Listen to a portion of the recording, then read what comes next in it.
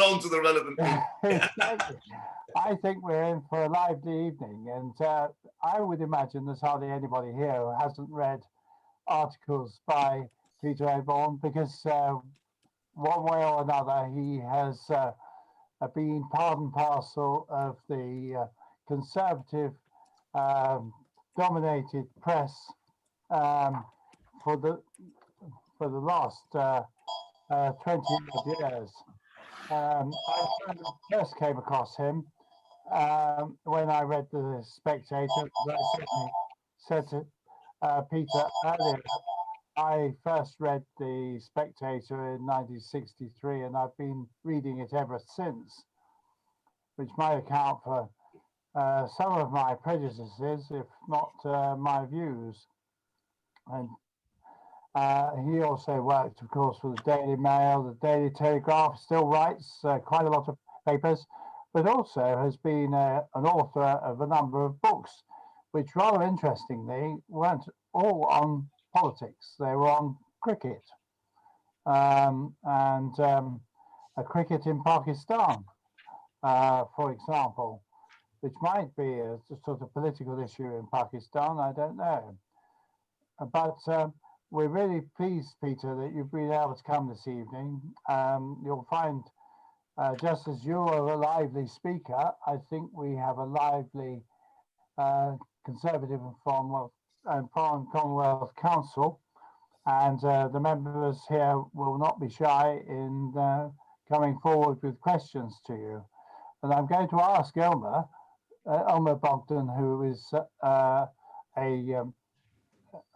member of our group of council members, whether she would be prepared to chair the question time. And I hope all of you will enjoy the evening. But first of all, Peter, if I can ask you to open up the evening with an opening address. How long do you want me to talk? Oh, I should think 10 minutes. I'll have a go. Is that all right? Yeah, fine. I'll talk a little bit of what the thesis of my book about the assault on truth, which you asked me in connection with. You've been reading The Spectator since 1963. When you first read it, the editor of The Spectator was very distinguished conservative politician MacLeod. Yeah. He actually doubled up as an antecedent to Boris, actually being the, I think, opposition spokesman for something or other, quite a senior one in the Alec Douglas Hume leadership, with being editor of The Spectator. There's a wonderful portrait in Alan Watkins' wonderful book, Short Walk Down Fleet Street, which I do recommend, about working to MacLeod. He got hired as political correspondent of The Spectator, Alan did. He's a right up-and-coming figure in political journalism, and MacLeod invited him to lunch at White's. And he says that MacLeod was inordinately proud of being a member of White's, and he liked his long weekends of Randolph Churchill, which went on till Monday night, and he liked being a member of White's. And Alan turned up duly at 12:30 and was taken, and MacLeod was there with a large drink, watching the test match. And for the first half an hour, that in 63, that of course would have been the West Indies. Although I think it was 64, I think maybe in Australia. Anyway, and only after this long drink, and only when the lunch interval could turn down, did he go upstairs and talk about becoming political correspondent. And Alan Watkins actually was absolutely my hero. He was my role model. Civilized, amusing, a bit left wing, not very. And that was a very literate Spectator. It went rapidly downhill after that. It was purchased by a machine tool manufacturer called Crichton. And in the referendum campaign of 74, wasn't it? there were three papers in Britain which opposed entry to the European Union. One was the Dundee Courier, one was the Spectator, and I'm going to lead, see if anybody can guess the third. It's possible to guess the third, but let's see if anybody can do that. And Crichton brought the readership of the Spectator down to a record low level of about 11,000, and it was, and this was, and it was flop. It was on the verge of bankruptcy when the great Algy Clough bought it and appointed the glorious Alexander Chancellor as editor, and he really launched it as a literate. What Boris Johnson, when he was editor, called it was a journal of letters, and he was absolutely right about that. It wasn't really, in many ways, it was a cultural magazine more than a political magazine. For many years, and under Boris for sure. And didn't really have any obvious politics, a bit libertarian probably. And anyway, Boris hired me. It took me 5 minutes. He rang me up, meet at a cafe on Upper Street. It wasn't White's, unfortunately. And we met in a cafe, and his very business-like conversation. And he was, I think he'd found my predecessor, Bruce Anderson, who I greatly admire, rather tiresome. And anyway, I became the replacement for Bruce. Bruce had a way of upsetting editors. I used to succeed Bruce in one position after another because he had gone so far to alienate the people he worked for. It's quite a good trait. Anyway, and I have to say, working for the Prime Minister, the future Prime Minister, was a joy. I really love working for Boris Johnson. He's a wonderful editor of the Spectator. And then that dark moment came when Conrad Black was collapsed, and the Barclay brothers came, and they appointed Andrew Neil, who was quite impossible to tolerate as the sort of representative on the board. And he kind of, and I couldn't endure the thought of working for Andrew Neil, to be honest. And he was rather, and so I left. But I wrote my book, the first, when I was at the Spectator, I wrote a book, and it was in the light of the actions of the Blair government. It was called The Rise of Political Lying. And I was coached by Boris a bit in this, particularly on Plato and the noble lie, and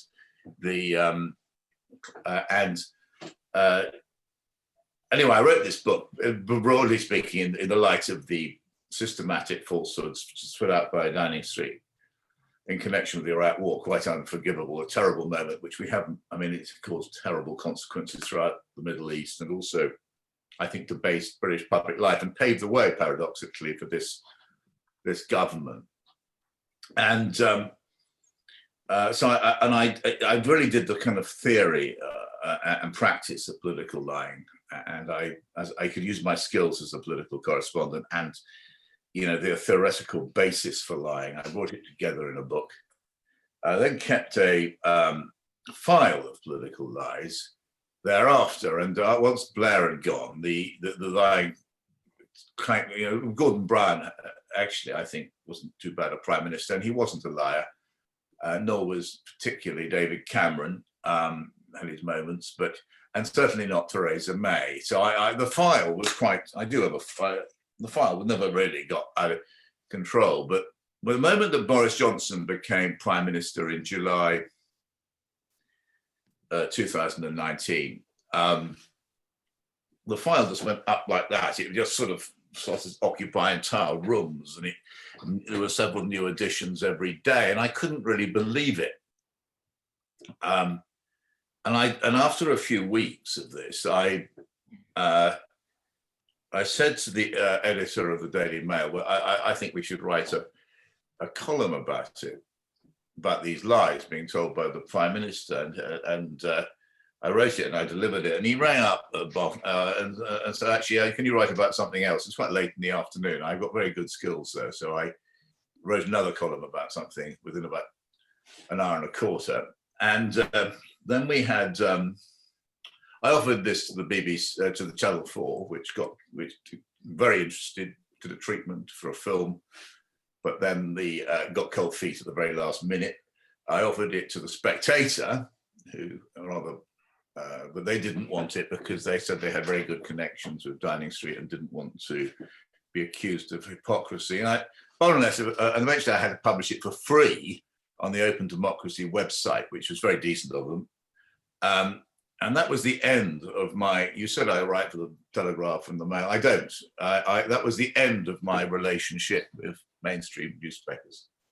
Since I left the Daily Mail on the, somewhere in, I don't know, September 2019, I have managed to write, I think, 4 articles in mainstream papers. And this isn't for want of trying. I managed 2 for The Guardian about in the 2019 election campaign. And last year I filed 1 article from Tehran for the Mail and 1 for the Evening Standard about something. I'm basically persona non grata. I'm unemployable.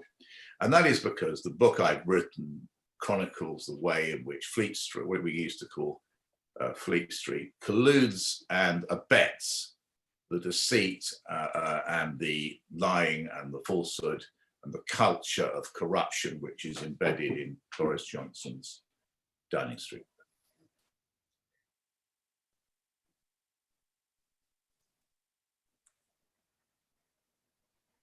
I can't hear you. I can now. I didn't expect you quite to finish. I wasn't timing you, Peter, so I wasn't. I was just. Ilma's going to ask a Q&A now for the interview. Ilma's going to do the Q&A. Yeah.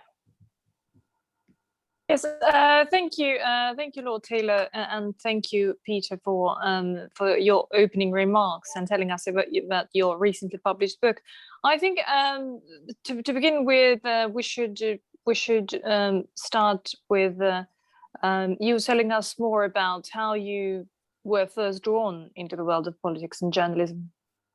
Yeah, I made a dreadful mess of my early 20s after I left university. I tried to do a PhD in something or other, which I got fed up with quite quickly. And then I worked in the city where I was completely unsuited. Although I have to say, Rothschild's, it was a wonderful place. I learned so much about integrity at Rothschild's bank under Evelyn de Rothschild. It always annoys me the way bankers get written about when I know what integrity is, partly thanks to working for people there. And then but I wasn't any good at banking. And I left actually my mid-20s. And I really didn't know what to do. And I thought about my last throw of the dice, I better become a journalist. And I remember I got a job in some obscure magazine. And I remember the first day as a pay, knowing as I sat down writing that I'd sort of come home. I was a journalist really. And then I had a sort of rackety career, which was in financial journalism for about 6 years. I got on the Evening Standard, and Paul Dacre, who until recently was editor of the Daily Mail, became editor of the Evening Standard, and he asked me to go and work in the political lobby for a lovely man who was the political editor called Charles Rice, who some of you might remember. And I was very lucky to work for Charles. And Dacre went on to the greater things. He went to the Mail, but I stayed at the Evening Standard, and in due course ended up at the Spectator. So you've mentioned about briefly about your work at the Spectator for Boris Johnson, which you say you quite enjoyed. So perhaps you can tell us more about it and your experience working there under Boris.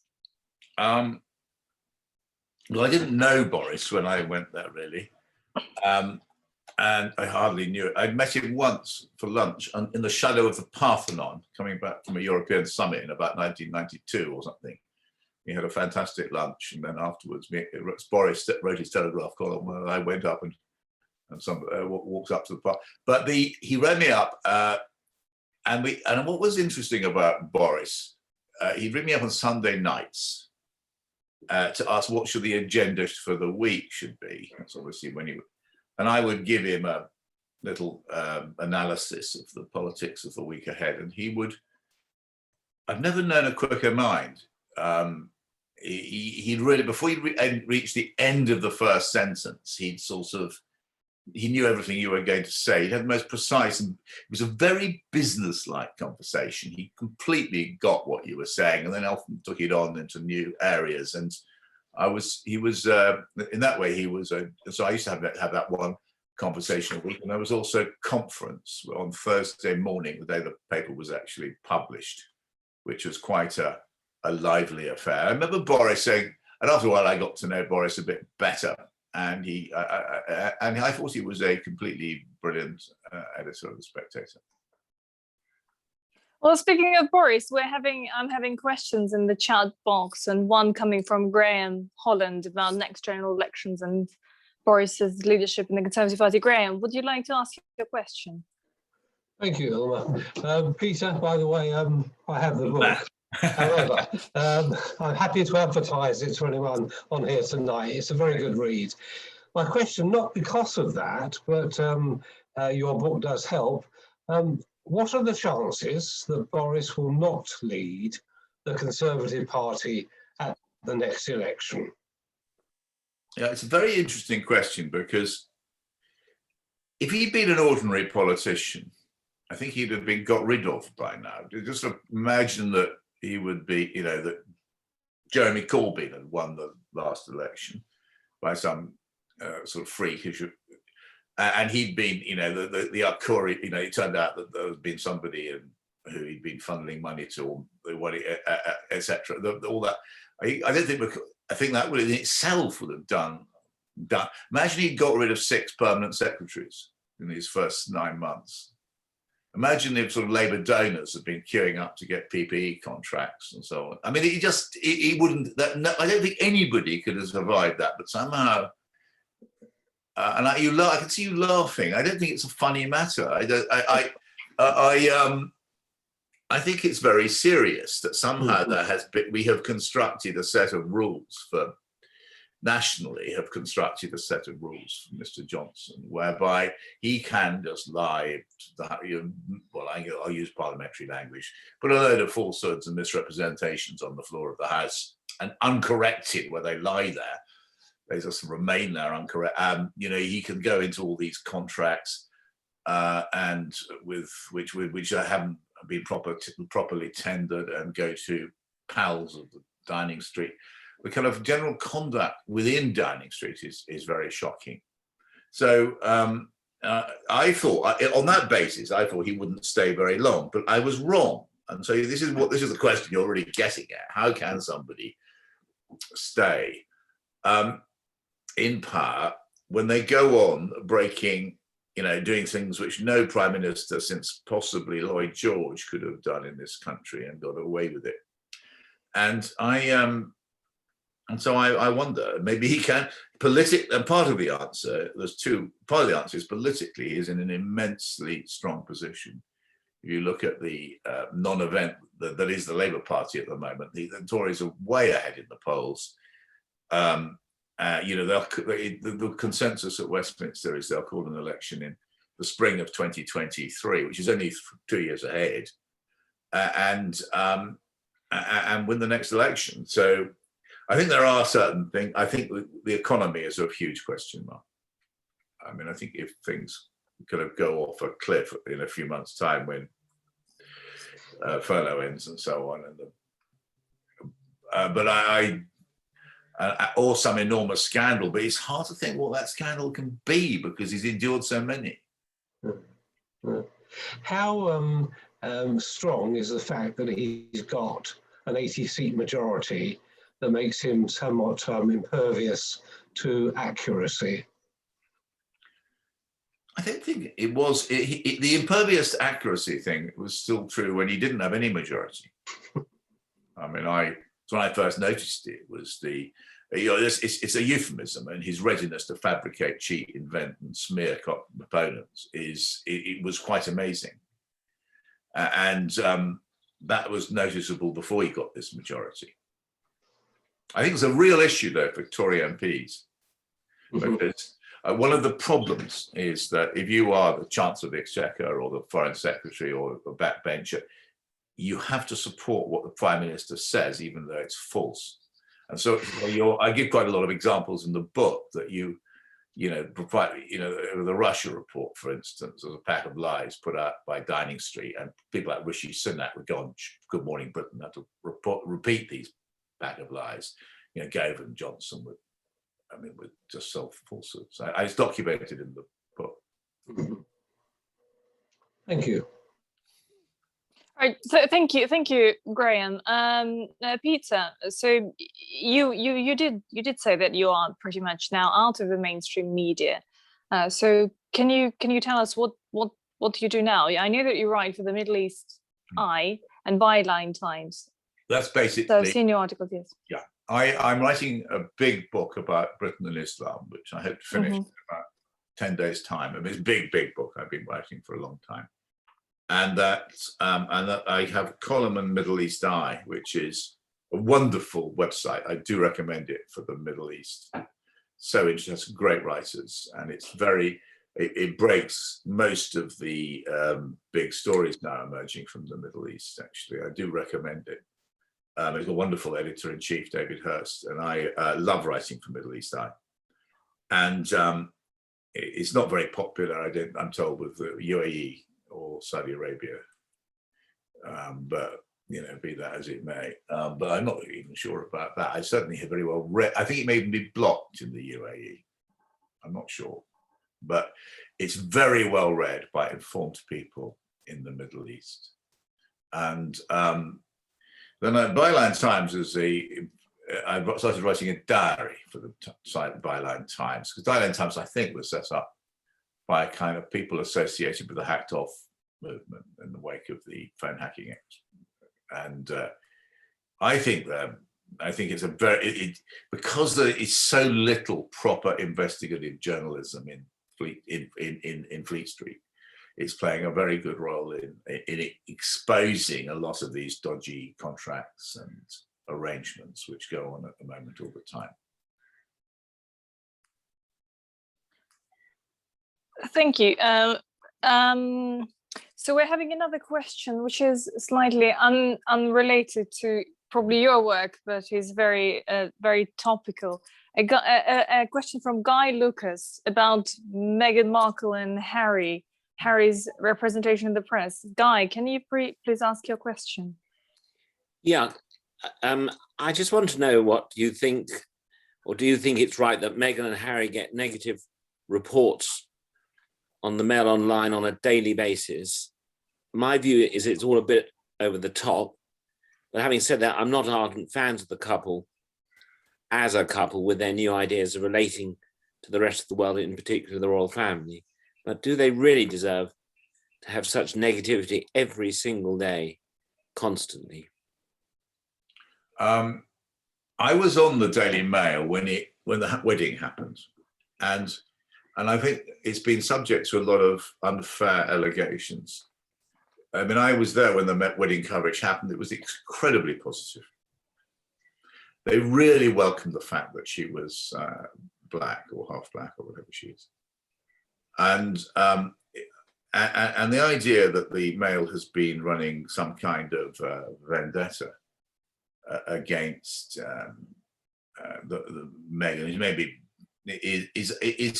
certainly wasn't based then, and I don't think, it's some very unfair comments. I've seen them, and I don't think Byline Times would probably agree with me, which I write a column for. But it's a personal view, but I was brought up in a military background, and I looked at the way that Duke of Edinburgh conducted his life. It was all about duty and self-sacrifice. That's what we were taught. It was not about you, it was about the institution. And I don't think that Meghan and Harry have approached their role in that way. I think it became a sort of me thing. That interview with Oprah, I mean, the idea of truth, which I've written about in other contexts, You know, there's somebody unknown has made a remark in the context we don't know about how black the baby would be or not. There was no evidence. Opera, sort of, what is your truth, as if you possess a truth. I was very struck. I felt that people who watched that and then thought, oh gosh, they're racist, were absolutely wrong. Because I didn't, you know, just, I thought it was terrible what they did, actually. I'm not answering quite the question which you asked. And now that they set themselves up as public figures, they going, oh yeah, huge Netflix. I mean, they're asking for publicity. That is the business model in the United States. And so I would defend. I mean, I'm against the Mail Online in particular for a number of reasons, but they're perfectly entitled to cover Harry and Meghan.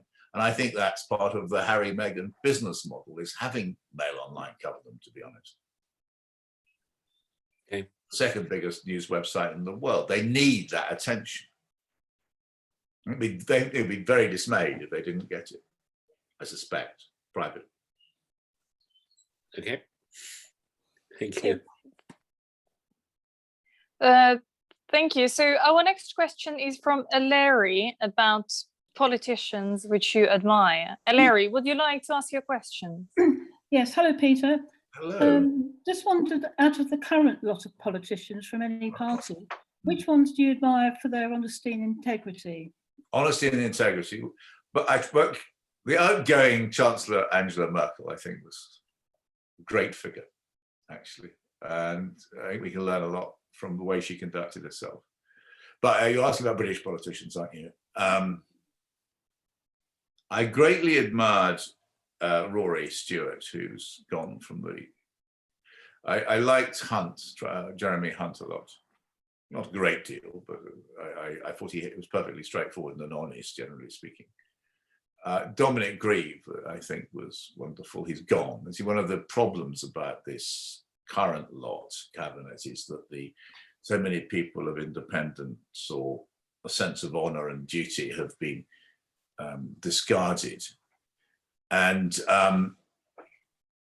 in the current cabinet, I couldn't really indicate a single one who I regarded as somebody of genuine integrity. Perhaps, have you got any ideas? Anybody you'd like to suggest? Not really. I was interested in your views, whether because you've told us quite frankly how you feel about Boris, and I just wondered if there was anybody else, particularly now in the. I don't think you can have integrity in serving this government. Yeah. I don't think it's possible, because if you have I think I've said this a little bit earlier, if you have a prime minister who lies permanently all the time, unhabit, and as a strategy, you then have to go on and defend the prime minister, and that means that you have to adapt his lie, defend his lies. It's a terrible situation. I think it's a problem it's a problem which goes wider than the Conservative Party. It goes into politics. Keir Starmer, I think, has quite a lot of integrity. He got something wrong in question time, in questions the other day, and promptly corrected it. Johnson's never done that. I sent a list of Mr. Johnson and the Speaker of the House and all sorts of others. I can send it to you if you wanted, of 15 falsehoods and misstatements made by Boris Johnson and his ministers. And they haven't corrected any of them. Whereas Starmer said something the other day, and he immediately corrected it. And that isn't that. So I would say that Starmer's got more integrity by some distance than even current member of the cabinet. He's not very good at politics, it seems, but that's a different matter. Thank you. Thank you. Okay, so whilst our members are thinking of other questions, there is By the way, on the subject of that, you said you got Jacob Rees-Mogg coming on. You see, I've known Jacob. Tell him this. I've known Jacob for 25 years. I sense, and I've always regarded him as a stickler for honesty and due process and proper procedure. And so when I wrote my book, I sent Jacob, in his capacity of leader of the House of Commons, the book and also a list of 15 lies and misstatements made by the Prime Minister and others on the floor of the House. And he came back to me. I want to assure you that ministers must not deliberately mislead the House while making statements. I disagree with your accusation that false or misleading statements are commonplace in the House. And he went on in this sort of, it's just won't do. And so poor old Jacob, who I do think is an honest man, by the way, but I don't anymore, because how can he? And why is he, as leader of the House, allowing ministers all the time to make false statements on the floor of the House? You could ask him that, because I'd like to know what's happened to my friend Jacob Rees-Mogg, who I used to think is rather edgy on some issues, but very honourable. Thank you. So we have another question about credit crunch from Bernard Hornung. Bernard, can you please ask your question?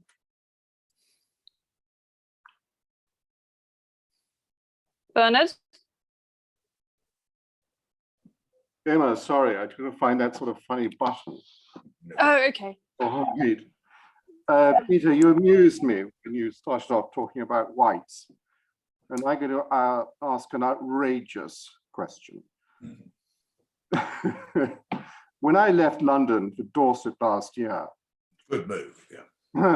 A fellow member of Whites remarked, "Oh, you'll be another twat in the country, coming to town on Tuesdays, Wednesdays, and Thursdays, and soon regret leaving London. However, I look forward to White's reopening on the 17th of May and embarking upon my new wow routine, White's on Wednesdays. Did you enjoy your lunches at White's? And would you wish to join me there?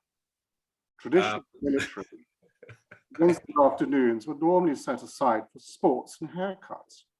Why break a tradition? Forget sports, but we all need a haircut." Yeah, I need a haircut. I actually, I moved out of London to Wiltshire, and I don't go to London at all. I have no intention. David Cameron once took me to White's for lunch, or twice, I think. He used to do it, didn't he? I'm glad that the White's is still playing a role in the councils of the nation, the councils of the Tory party. Yes. But I think you made it. Whereabouts in Dorset are you? Shaftesbury. Oh yes, lovely part of the world. My grandfather went to Shaftesbury Grammar School. Thank you. Thank you very much. So whilst we're waiting for other questions, I had a question from myself. So when I was reading your biography, Peter, what made me curious is that you've written 2 books about cricket in Pakistan. Can you tell us about your passion of this subject? Yeah, Why specifically? Why Tiger specifically? is my history of cricket in Pakistan, and when I was on the Daily Mail about 15 years ago, I wanted to go to India, and I said to just cover a political story, and I went to see the editor, and that was in the days when there were still budgets on newspaper, proper budgets. And he said, "No, I want you to go to Pakistan because I had breakfast today with the head of the Secret Service. And he said it's the most dangerous country in the world." So I said, well, all right. So off I went to Pakistan. And I had an absolute ball of a time. It was amazing. It was just incredible. And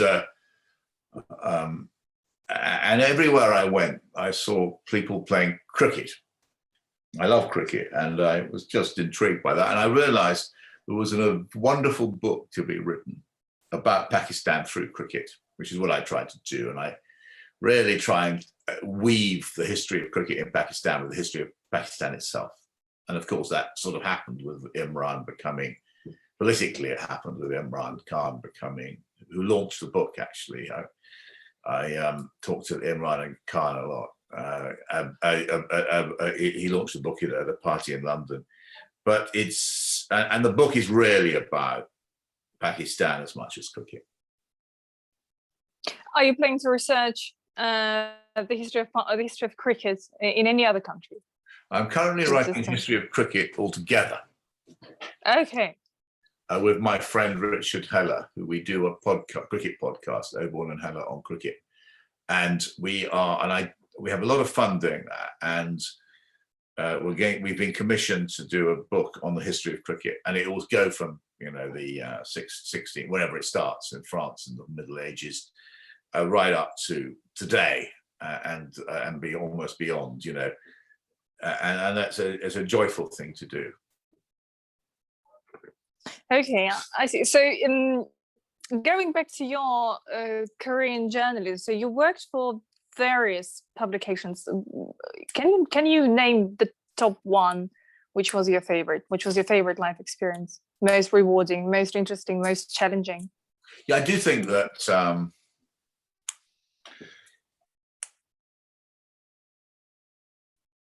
sent me to the Evening Standard to write about politics, and it was the beginning of the major government.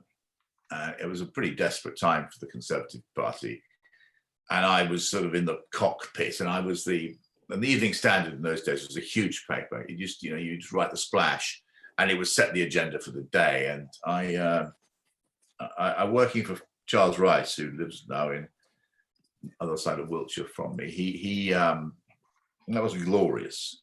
And then not long after that, going to work in The Spectator, which I've talked about. Working for Boris at The Spectator was a fantastic experience, and I became quite I became quite well read. I became, it was a great position to be the political correspondent of The Spectator. So you've mentioned whites a number of times today, and we have a question from Robert Hutchinson about whites. Robert, could you please ask your question? Right. Robert, can you hear us? That's it. Yes, can you hear me? Yes, we can. Please ask your question about whites. It's not a question, it's a joke. Is that at the Battle of Waterloo, Lord Uxbridge was sitting next door to the Duke of Wellington, and unfortunately he lost his leg. He completely bent off, and at the time he was having a liaison with the same woman that Wellington was, and so Uxbridge said, "By Gad, sir, I've lost my leg," and Wellington said, "Was by Gad, sir, you have." Anyway, moving on, he became the Marquis of Anglesey. And moving on again, the present Marquis of Anglesey was wandering around in whites, and he said to George, "George, do you know my ancestor lost his leg at Waterloo?" And George says, "Which platform?" And so Marquis of Anglesey wasn't too pleased about that. So he moved on and saw Henry. And he said, "Henry, do you know, I just said to George, my ancestor lost his leg at Waterloo. Do you know what he said? Which platform?" And Henry says, "Does it matter which platform?" And that gives you an indication of whites. Yeah, well, I'm glad to, I like that, yes.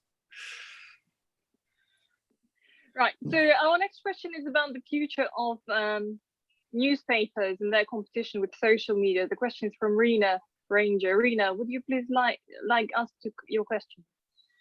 Oh, thank you. You had just mentioned the Daily Mail website, and you hadn't elaborated too much on your thoughts about that, but I was just wondering what you think the future of print media is, especially when they're competing with bloggers and social media. Do you think headlines will get more scandalous, or do you think the new newspaper niche will be super factual and super accurate reporting that you can't get anywhere else online? The really the general view in the so-called industry is that it's all very grim. I mean, the great success of the last 10 years has been the Financial Times. And basically, it's sort of stopped being a newspaper. It's become a sort of financial product. And not entirely, but that is why it succeeds. It's because it's become indispensable to the city and to the financial world. And no other paper, or every other paper, is seeing precipitous circulation decline, and also a sharp loss of standards. You're quite right. The kind of this grabbing of headlines and grabbing of audience is quite frightening. I don't know, and then you get this, and the media side of things. I think the BBC, for all its criticisms aimed at it, it's very good indeed, and remarkable and I think but how many papers are retaining high standards? And it is a worrying thing. I think we'll end up with something like one national newspaper, like the way the Americans in a way have the New York Times. I'd love us to have something regional, like the LA Times, but I don't. They have in the States, but I don't know. I mean, it's unresolved, the financial crisis. Nobody, apart from the FT, has found a financial model, and which is survivable in the long term.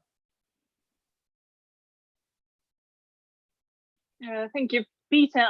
It seems like our members are still quite interested in continuing the subject of cricket in Pakistan. Yes. And we have another question from William Knight about Imran Khan and his leadership and in relation to cricket. William, can you please ask your question? Yes, Peter, I was wondering if you had thoughts on how cricket prepared Imran for political leadership. Yeah, I do have thoughts about that. In fact, I wrote an essay for Wisdom a few years ago after he got elected. And Imran he's somebody who really, the first thing about Imran, he starts off as well, most fast bowlers do, don't they, as a tearaway. But leadership really suited him. If you compare his figures before and after becoming captain of Pakistan in 1982, it's amazing. As a batsman, he goes from an average of about 23 or something to 52, but as a bowling, until he gets a bit old, it's amazing as well. And he also had really outstanding gifts at picking brilliant players. I mean, Abdul Qadir, he was a brilliant wrist spinner, and if Abdul Qadir had been English, he'd never have played. He might have played a couple of games for England and been forgotten, but Imran just backed him. He said, I'm going to have Abdul Qadir. And it became a wonderful thing for Imran. He completely bamboozled everybody else. And he had that ability to have a judgment and back his judgment. And the third thing he did as captain of Pakistan was to take on the establishment.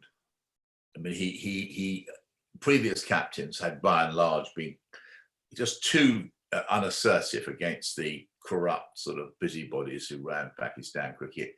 Imran was absolutely dominant, and he was a brilliant leader. And so those are the four things he had as cricket captain of Pakistan. As prime minister, I mean, it's got quite a lot of the same problems, which is, i.e., Pakistan is got full of amazing talent and genius. It's got a very corrupt establishment, and it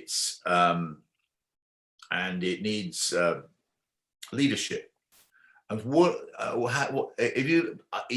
but the establishment Imran has to take on in Pakistan is much more formidable than the Pakistan Cricket Board. It's the army and the kind of the Pakistan army and big business in the very kind of corrupt nexus, and the feudal landlords, of whom he is sort of one. He's a member of the feudal class, isn't he? And and it's difficult. It's too soon to judge either way. That's why I was very hopeful when Imran became Pakistan president, because I thought he had something which certainly Nawaz Sharif never had, or Musharraf never had. You know, he had, and even Benazir, who I thought for wonderful figure in many ways, never had. And you can see he's got bogged down a bit with the religious establishment, not that confident about taking them on. He clearly, he knows if you try and take on the army, you're likely to fall from grace. He's not been very good. He's been terrible, actually, with the media. But on the other hand, I think he has done some important work fighting corruption. Actually, I haven't been because of COVID. I haven't been to Pakistan. And when I go there, I mean, I follow Pakistan closely, and I wouldn't like to call it at the moment whether Imran has succeeded or not. In a way, he's got to risk everything to succeed. I.e., because if you take on the army, they will get you rid of you. That's what history shows. Peter, one of our members is asking, what are your thoughts on Pakistan becoming a new Dubai, Singapore in the future? Sorry, can you say that again? Singapore. What are your thoughts on Pakistan becoming a new Dubai or Singapore in the future? Yeah, the answer to that question, you've got to look at Karachi and Gwadar, particularly Gwadar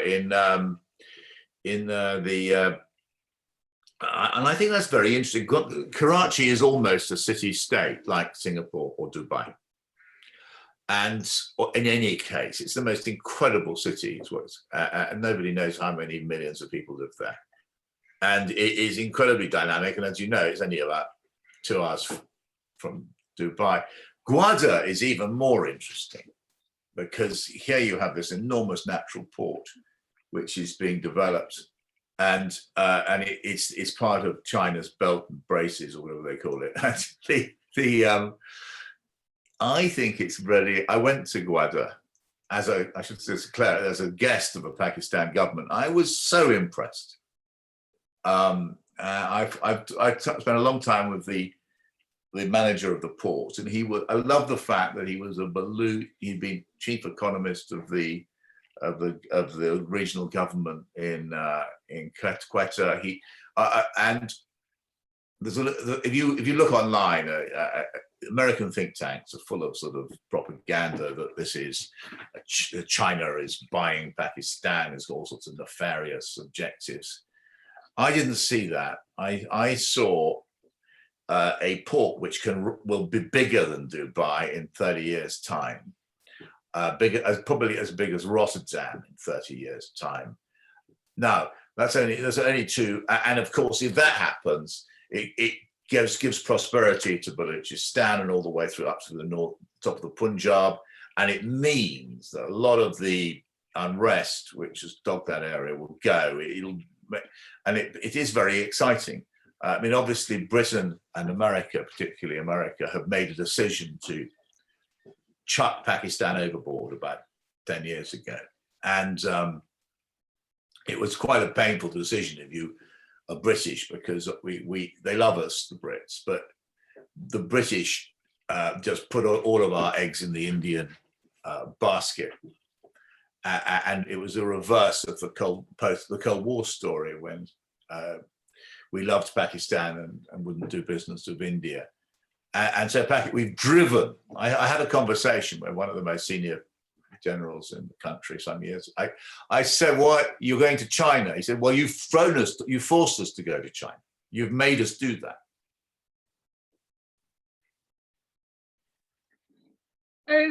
Thank you. So people are asking more questions about Boris, and we have a question from Trevor Lee. Trevor, could you please ask your question? Hello, Peter. Thank you so much for bringing this intriguing talk to us tonight. I think it is a very serious issue about ethics and values in our leadership. But as you began to speak, another name from British politics came to my mind, which was, of course, Alan Clark, MP, author, diarist. and who was also sometimes economical with the actuality. I suspect he was, like Boris, is Etolian. I won't draw any conclusions from that. But what's your memories of Alan Clark, his diaries? Was that the beginning of the long slide for the Tory party? Well, Alan Clark, who I knew quite well, and diaries are brilliant. And he did make that remark to the Scott inquiry, and the British government did mislead, wasn't straightforward about, I can't remember exact details about the sale of arms to Iraq. Now, the first point to make about Alan Clark, he never got near, he didn't get to the cabinet, let alone prime minister. There were huge ethical issues around. Well, the ethical issues around Alan Clark were nowhere near as grave as the ones surrounding Boris, but he never got near the cabinet, and the ethical issues were the reason for that. Now, Boris Johnson, the interesting thing is that Boris Johnson got to be prime minister with much larger ethical issues. So around him, but Alan would long to become a cabinet minister, and he never did it. And so, and people compare Tory sleaze in the 90s. I remember though that the arms to Iraq business dated really to the Thatcher era. You just saw it it came to the surface of the Scott report. The sleaze under Major was virtually nothing compared to the sleaze in the current government. A Major's so-called sleaze was an awful lot of it was actually a very prurient anti-gay campaign led by the papers. You know, any Tory MP who showed an interest in a young man, and I knew some of those in, or showed an interest in his secretary. That was all over the front page of the Sun. So that wouldn't count as sleaze now. Jonathan Aitken. Another interesting point. That was terrible perjury. Aitken was kept out of government for a long time by Thatcher, partly because of that, because of his reputation, and then he was a sole trader, if you know what I mean. He lied, and he had this. What we still don't know what the deal was he was discussing in Paris, but. He wasn't structural, and again, he wasn't prime minister. He never got there. And I think Aitken was there were other issues, of course, Jeffrey Archer, but he became deputy chairman of the party. What's interesting about Boris is he becomes prime minister. It's a very different thing. I thought it would be, well, I was interested. I wondered whether he could, given his record, but not so much of it was known before he became prime minister. But I felt that I didn't support Boris's, as I supported, first of all, Rory Stewart, who I regarded as more or less irreproachable, and then Jeremy Hunt for the leadership. Took some doing, because I was still on the Mail then, which was backing Johnson. But I didn't feel that Boris Johnson was appropriate to be prime minister, and I've been proved right in Spain. I mean, and that's despite the fact I liked him very much, And he's been much worse than I possibly could imagine he could be. Thank you, Peter. Yeah, thank you, Peter. We have almost run out of our time before we move on to vote of thanks, but there is some remark rather than even question which Henry Tillman and other of our members wants to say. Henry, can you please say what you wanted to say about Pakistan? Sure, thank you very much. And Peter, I completely agree with you regarding Pakistan. I've been there many times. I specialize in it, and I've watched flows of capital flow into it for the past 3 years from Singapore and from all the other places around it. It's becoming a regional hub. So the point I wanted to raise with you is, in light of what's happening, as you rightfully point out, Pakistan's becoming, in essence, a regional hub to embrace trading with Afghanistan. That started last year across 3 crossings across into Afghanistan, it's linked by ports to Uzbekistan. Already they're trading between the two countries, and of course with Iraq. So Pakistan, I think you were spot on in what you're making. So I track the capital flows, but I think it's contemplated even better, bigger and better than that, because what is in essence becoming a regional power. Would you care to comment? No, it's really, I think about this a lot. I mean, so is it? I mean, the setbacks that Imran has had, he had that humiliation when Erdogan and Malaysia and Turkey wanted to create a sort of a Muslim consortium, and Saudi has ordered him not to go. Do you remember that? It was a grossly humiliating, public humiliation. And the reason why Imran didn't go was he felt he was too dependent on Saudi for hard cash. Obviously Pakistan, so it's very different. I thought, you see, that Imran would form internationally, and he may yet do something like a bit like what Bhutto achieved in the 70s with a sort of an Islamic group of nations. And Imran so far has been unable to deal with the Saudi issue because he needs the money. That's the problem, is that they can't raise taxes, and so there's no money in the bank. I haven't been there for a couple of years though, so I haven't seen the capital flows, but which you have. I mean, that is the difficulty he has got in asserting himself. How do you, what do you think? Do you agree with me? Can't hear you. Henry? The answer is yes, I agree with you, but he was very clever. I mean, I was there when he did the deal with the Saudis and walked away from it. I agree with you. But what you've seen in the last 2 years is very strong capital flows from many countries in the world, and less than 10% of that is from China. So it's Europe, the Middle East, and it's across real estate, manufacturing, et cetera, et cetera. And I track venture capital, so it's been the leading source of venture capital the last 3 years in the Gulf. And in fact, this is the first time in 10 years the IPO market in Pakistan is backed up with 11 to go. And last year they ranked 5th in Asia in returns in the Pakistan Stock Exchange.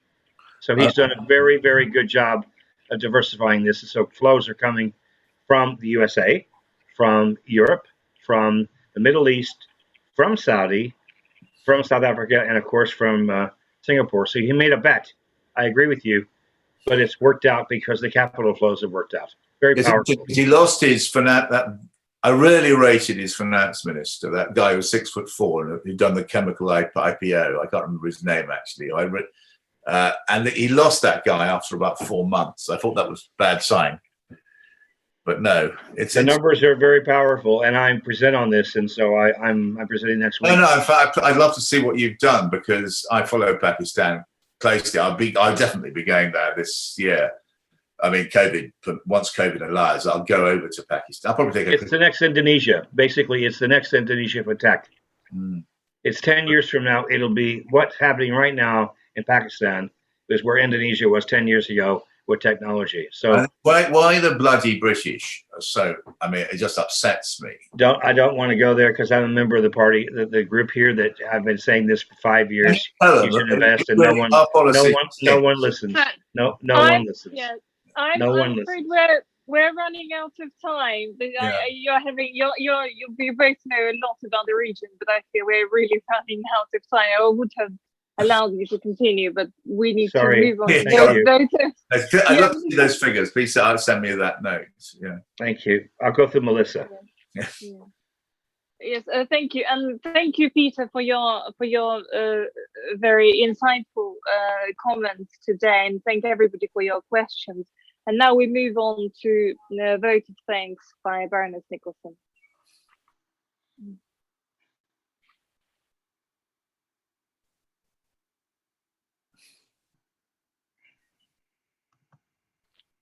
He's on mute. Jenny, you're on mute. Is that all right? That's better. Yes. Okay.